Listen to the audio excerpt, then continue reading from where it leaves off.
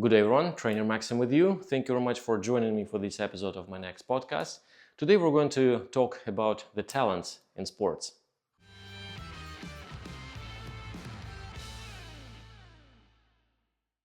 As always, before we continue, I want to thank everyone who supports my channel. Thank you very much, guys and girls, for all your comments, suggestions, for your generosity. Super thanks. Greatly appreciate it. And of course, my support angels. Thank you, guys. Thank you, everyone. Talents in sports, a very interesting topic. But before we talk about this, let's remember why we can be successful with that or another movements, how we can perform the deadlifts or the squats with such an ease. In one of my podcasts, I was talking about the ability of the central nervous system to run the muscles in a certain way, to activate the muscles in the right sequence, with the right timing, with the right engagement, with the right coordination. And that's how you perform squats with good technique, with good biomechanics. Because based on the activation of the muscles, your brain will place your joints, your bones in certain ways, in certain angles, which would deliver you the most out of the mechanics of your body levers. And that's the secret of the good performance. We first need to teach the brain how to run the body well, how to engage the muscles, how to coordinate the movements of the joints based on the activity you have in mind or based on the environment and etc. So it comes down in the first place to the activity of the central nervous system. Because again, as we know, your body is a piano and we need a good piano player to play that piano skillfully. And for that we need to learn good positions. However, similarly for some people, it comes very naturally, it comes easy. Some guys, they just go to some sports sections and do karate or judo or MMA or gymnastics with such an ease. Whatever exercises they have to do, they do that with ease. That drill comes easy, the competition comes easy. Of course, they train hard for that. Of course, they perform all the drills needed and the exercises needed, and they condition themselves to the extreme level. But they don't have to figure out how to place the body. The body just goes that way naturally. And that's what we call a talent in sports. A talented person, it's the person who can perform the activities such handstands with ease without thinking about it much. Of course, we need to provide some technical aspects of the element, tell that person how to do that, but he gets it right away. He raises the arm and the spine is not arching, the hip is not bending, everything stays in place as it's supposed to be, as it meant to be. And that's a secret for those people. Like, for whatever reason, their central nervous system runs the muscles in a very precise way, in a very good way, which is compatible with that or another athletic activity. And that's, in the first place, what all the coaches of professional teams are seeking for. They're looking for talents. They have scouts, especially the sports making a lot of money, like football or hockey or baseball. They really go and send the scouts after those people across the countries. Or gymnastics, they have auditions and they decide which kid to be accepted in the class, which kid is not to be accepted, based on one criteria: talent or no talent, or close to the talent. So they try to find the people with the central nervous systems running the bodies in a very efficient way, which is compatible with that or another physical activity. Why they do that? Well, because of course it's easier to train that athlete. It's much easier to condition that athlete to perform well and win a competition. And winning a competition is the main goal of the professional sports. Professional sports are not about health, not about keeping your longevity. Professional sports, especially big sports like football, hockey, where big money is involved, all about winning. We need to win at any time. Therefore, professional sports, they don't have time to teach you how to move well. Ideally, of course, they will show you a couple of tricks and techniques, a couple of explanations, cues, but they would expect you to perform that well very fast, to get it right away. And for that reason, you need to be talented. You need to have that central nervous system running your body in a certain way compatible with that athletic activity. Now, the reason why the central nervous system runs the body that way by birth is actually unknown. It can be for whatever reason, just luck, just combination of factors, just because you grew up on a farm or in a field. Maybe you were a very active kid somehow, or vice versa, you were a sedentary kid, but for whatever reason it is, The central nervous system of your body runs your muscles and therefore the bones in such an efficient way that that way is very good fit for that or another activity. And if I, or not I, other coaches give you a couple of drills to condition you a little bit more, then they will make you a professional athlete. So naturally, the professional coaches are looking for people who are talented so that they can save time on teaching them how to move properly to win the competitions soon, because competitions in professional sports are coming every season. Every season you play the game. You don't have time really to sit a class with the kids or the guys and teach them how to move properly. You need to drill them. So in essence, they are looking for raw diamonds to shape those raw diamonds into jewels of their collection. And they do that with specifically designed drills, which are, by the way, designed for talented bodies. Because let's say in gymnastics, if you try to do the gymnastics drills, which would require flexibility, mobility, coordination, etc., you might actually hurt yourself without adequate preparation before doing that conditioning, versus a talented person with already developed coordination and flexibility will go actually further with their physical developments doing those drills. But those drills would might be not beneficial for regular people, would might even hurt regular people with no prior preparation. So in essence, all professional sports, which are not about health, one more time, it's about winning, they're looking for talents, raw diamonds, to shape those raw diamonds into the jewels with specific drills, because simply they don't have time to teach you how to move your bodies properly. They want you to have that ability already and shape that ability into the real skills. Well, that's kind of bad news for us, but not really. Turns out that contemporary science can create exactly the same diamonds in the labs. Well, I'm talking about real diamonds right now. So there are natural diamonds and diamonds created in the labs. Those diamonds created in the labs, they're exactly the same as the natural diamonds. They have the same hardness, the same carbon components in terms of the chemical structure, the same qualities, same fire, same shyness. Everything is completely the same. And we can do the same to our bodies. We can actually learn how to be talented. If you take your time, and you have all the time in the world, because you're not a professional athlete, there is no pressure on you, you don't have to compete, you don't have to deliver, you're not paid for that. So you really can take your time and learn about your body. You actually can show your central nervous system how to run your muscles, and therefore how to place your bones in a specific way, which would deliver you the most advantage of the movements. You can learn it by looking at the body structure, by realizing what muscles are connected to that joint, by realizing how they're interacting, just by understanding the physics of the levers of your body. You can actually assume the best position, and you can train that best position. Yes, it takes time, but you can really train it. You can start with the simple drills, not hard drills, but simple, to reinforce that new habit and build on this habit.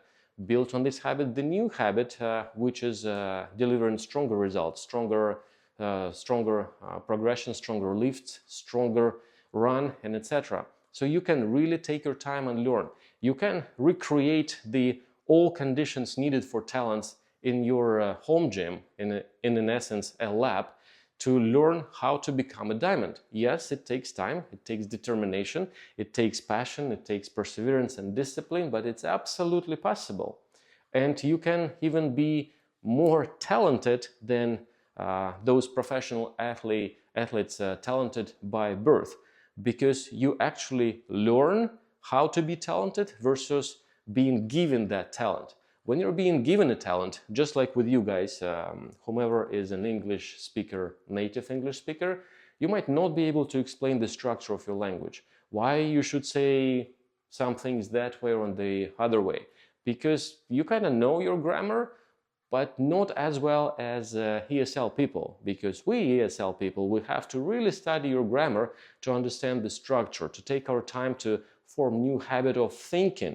Because let's say in my Russian language, the structure of thoughts is completely different. The Russian language is very forgiving in terms of the word order. We can place the words in any way, it still makes sense, but in English, it needs to be a certain order. So you need to get used to that. You need to rebuild your habits of thinking even in order to accomplish good fluency in English or any other language. Same with the exercises. Those people who are given the talent by birth, they actually not always can explain why they move that way or another way. So they might attempt to teach other people, but it might not work well because they simply have never studied the mechanics of the body. They have never studied the interaction of the muscles and anything of the kind. They just remember the cues they were given by the trainers when they were trained themselves, but those cues were kind of shortcuts because the coach at that time knew that the body already performs well, so the coach might have delivered only a simple cue to gently guide the body in a certain direction without really explaining what's behind the scene, what's working with what pulls on what, because the body is already there. So why that coach would waste time on explaining to the athletes on the topic which is already working perfectly? Why bother? So just provide him with a simple cue, like in gymnastics, belly button to the spine, or the lower back kissing the floor when you're performing the whole body hold. And it actually works for talented people whose central nervous systems are running the spines and joints and muscles in a certain way, and certain movements happens, but not in the way which would be perceived by an unprepared athlete who is trying to suck the belly button ear into or to kiss the floor with the lower back.